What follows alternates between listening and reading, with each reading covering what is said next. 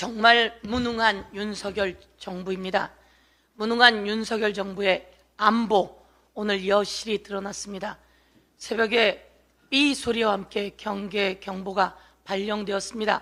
그 경계경보에는 국민 여러분께서는 대피하십시오, 어린이와 노약자가 우선 대피할 수 있도록 해 주십시오 라고 하며 경계경보가 발령되었습니다. 깜짝 놀랐습니다. 그런데 조금 있다가 행정안전부가 오발령입니다 라고 또 문자를 보냈습니다. 그것이 여러분 다 받아보셨겠지만 이 문자입니다. 위급 재난 문자, 오발령이라고 하는 문자. 이렇게 무능해서 되겠습니까? 대한민국 대통령은 뭐 하는 겁니까? 대한민국 군은 뭐 하는 겁니까? 그리고 오세훈 서울시장은 도대체 왜 이런 짓을 하는 겁니까?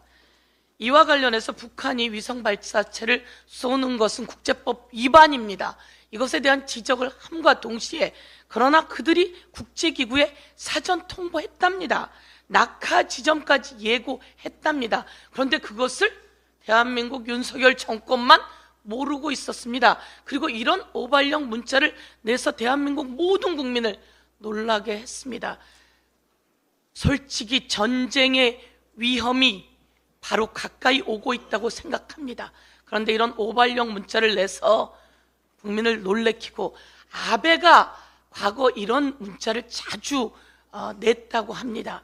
윤석열 정권 서울 상공에 북한의 드론이 와도 뚫린지도 모르고 자기 대통령실 위 상공도 뚫린지도 모르는 이 무능한 안보 정권, 무능한 안보 윤석열 정권 때문에 국민이 위태롭다, 이렇게 말씀드리고 정신 차려라 말씀드리겠습니다. 미국과 중국이 고위급 회담을 하고 또 북한과 일본이 서로 대화를 하고 있는 이 시점에 대한민국 윤석열 대통령만 외톨이로 대한민국을 위험에 빠뜨리고 있는 것에 대해 경고합니다. 오늘 아침 있었던 일입니다. 한국노총 금속노련의 김준영 사무총장이 경찰이 휘두른 곤봉에 맞아서 피를 흘리고 있는 장면입니다. 이렇게 진압해도 되는 겁니까? 이렇게 폭력적으로 집회와 시위의 자유를 억눌러도 되는 겁니까? 그리고 그 옆에는 잘 보시면 금속노련의 김만재 위원장입니다. 경찰이 머리와 몸 사이에 있는 목을 무릎으로 누르고 있는 장면입니다.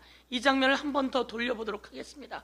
과거 미국 경찰이 흑인 청년을 진압하는 과정 속에서 무릎으로 머리와 목 사이를 누르고 있는 장면입니다. 그것과 똑같은 모양으로 경찰이 김만재 위원장의 목을 무릎으로 누르고 있습니다. 짓이기고 있습니다. 그리고 수갑을 뒤로 채웠습니다. 법에는 이렇게 되어 있습니다. 수갑을 함부로 채우지 말아라. 도주의 우려가 있거나 자살의 우려가 있거나 이럴 때 수갑을 채우라고 되어 있습니다.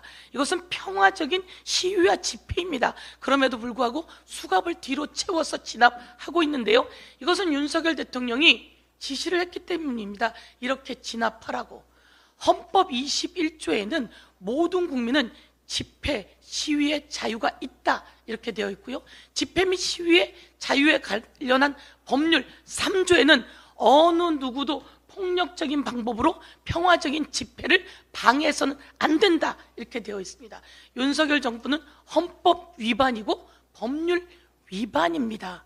검찰 독재, 윤석열 독재, 전두환 독재보다 훨씬 노골적인 이 윤석열 독재, 국민이 심판한다, 이렇게 말씀드리고, 여기에 한술 덧던 한동훈 청문회 자료입니다. 청문회 자료를 개인정보 유출이라며 MBC 기자의 집, 그리고 MBC 보도국 뉴스룸, 그리고 국회 사무처까지 압수수색했습니다.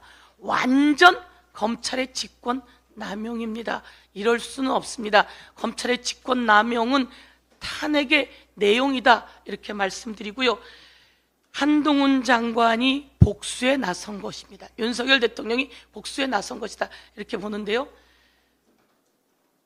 국회 이 XX들이 승인 안 해주고 승인 안 해주면 바이든이 쪽팔려서 어떡하냐라고 했던 보도를 처음으로 했던 그 MBC 기자를 복수하듯이 이렇게 압수수색해내는 것에 대해서 국민이 심판할 것이다 말씀드리겠습니다.